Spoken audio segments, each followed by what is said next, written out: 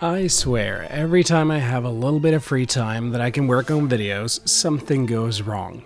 Adobe is too expensive, my soundboard dies, I get sick. Ugh, I am tired of it all. So forgive me for being sick as I push this video out. I'm in the middle of my winter vacation and I promised myself to make this video during this vacation. But I got sick. Again.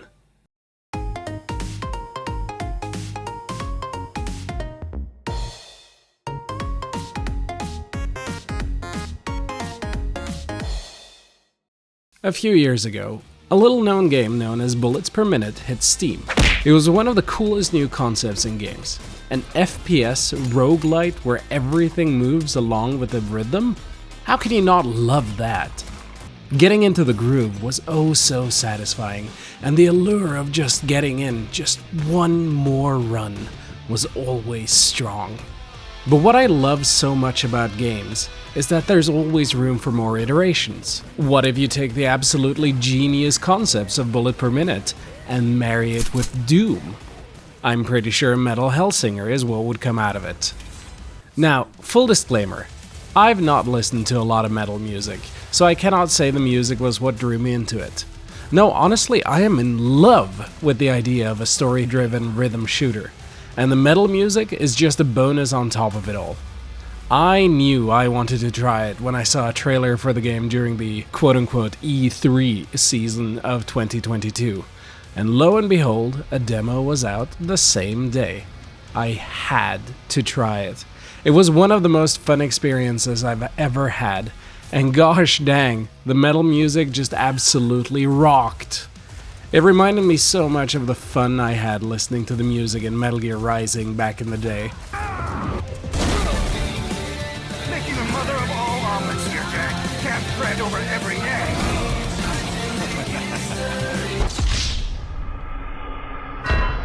And after the demo, I found myself waiting excitedly for the full release. And here we are. Courtesy of Funcom, I was given a review copy of the game. So, hashtag free product here. So, let's give the game a shot, huh? One Hellsinger later. Whew, was it good for you too? This is a game best played without any distractions. Normally I can do some single player hunts in Monster Hunter with a podcast or a video on in the background, but Metal Hellsinger commands your attention. Rhythm games kinda do that already, obviously, but this one is special. So, here's the premise. You're going through hell looking for the bastard who stole your voice. Wow, is it Tuesday already? Demons and other hellspawn assault you from all sides, and all you have is a song in your heart and a gun in your hand. What you gonna do? Carnage, that's what. Your bullets do more damage if you manage to shoot to the beat, and more or less every mechanic you can think of is tied to said beat. Reloads are snappier if you reload on beat. Your dash is longer if performed on beat. There's also a combo meter to keep the points flowing. Apart from the obvious unga bunga me like big numbers gooder. Can you tell I play Greatsword in Monster Hunter?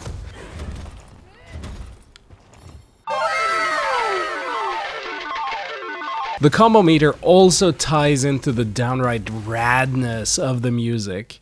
You know how the music would pick up in Mario World when you got on Yoshi? Or how the faster you go on the train in Spirit Tracks, the more the music picked up?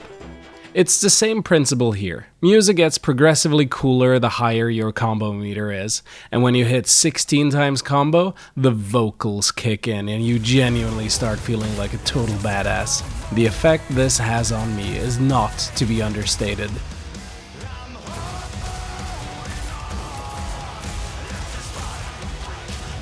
The very first time it happens, it commands a presence in the soundtrack and the game feel that makes you want to be in this state the entire time. When you mess up and no longer have the vocals backing you, you feel lesser.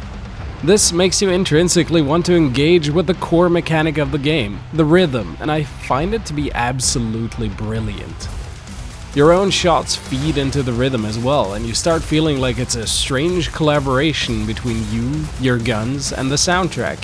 You're holding a concerto of violence. The world is a stage and you've got a hell of an audience. Get it? No, but seriously, the story is pretty fun, even if it won't win any prize for excellent writing.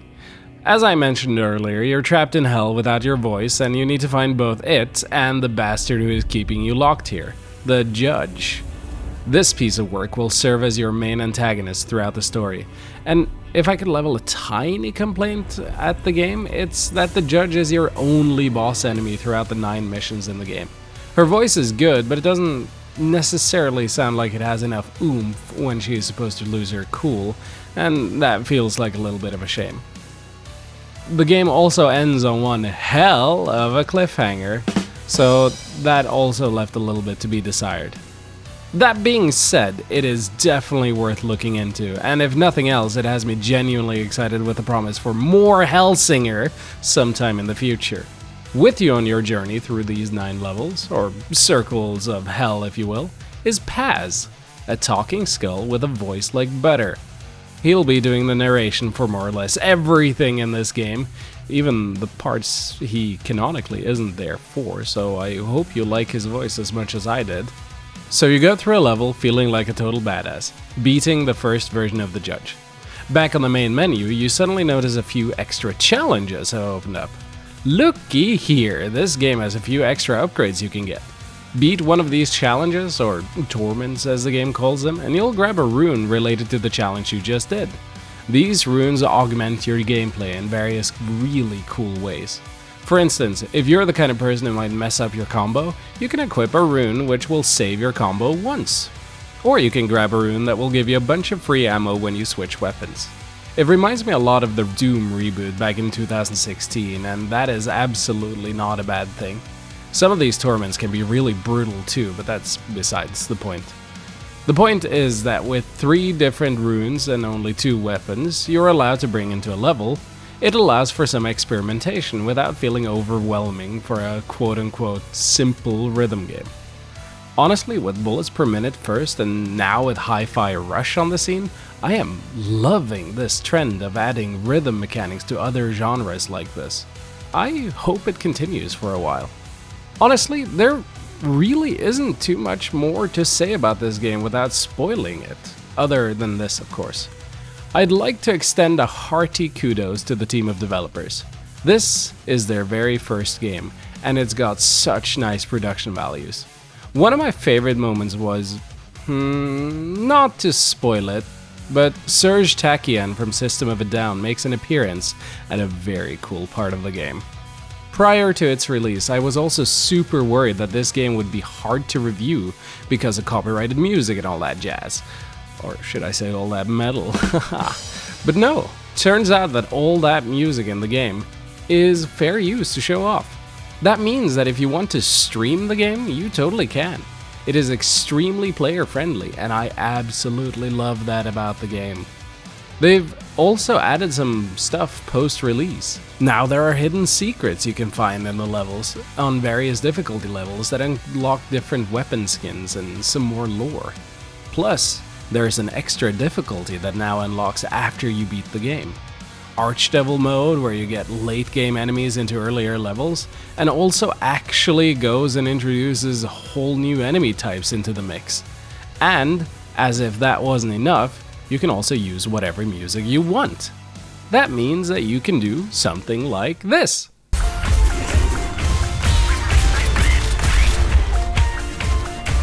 How do you like it? I call it Rhythm Hell. But don't just take my word for it. My Icelandic friend Kefa has also played it. Kefa, what did you think about it? Ef það eitt sem hægt að benda á leikinn, það jafnast ekkert á við að hlusta á sönginn detta inn þegar manni gengur vel. Það fullkomnar einhvern veginn algjörlega tóninn sem leikurinn reynir að setja. In English, please? It's good. Thank you, Kefa. You're welcome. Seriously, hats off to you, the outsiders, for this effort. For a first game, this is a monumental achievement. There are a few small issues with the game, but overall I highly recommend it. The devs are so player-friendly with custom tracks, reviewer/streamer love, and free content updates, so you know what the best part about this is? The demo is actually a really good representation of how the rest of the game is going to be. So if you're on the fence, then get the demo and try it out. It's free on Steam, and the game itself isn't particularly expensive either. You can't unlock any runes in the demo to my knowledge, and the whole game itself is a little bit on the shorter side, but this is the kind of game where you want to keep trying levels again and again to top the leaderboards. It is also a perfect competition game.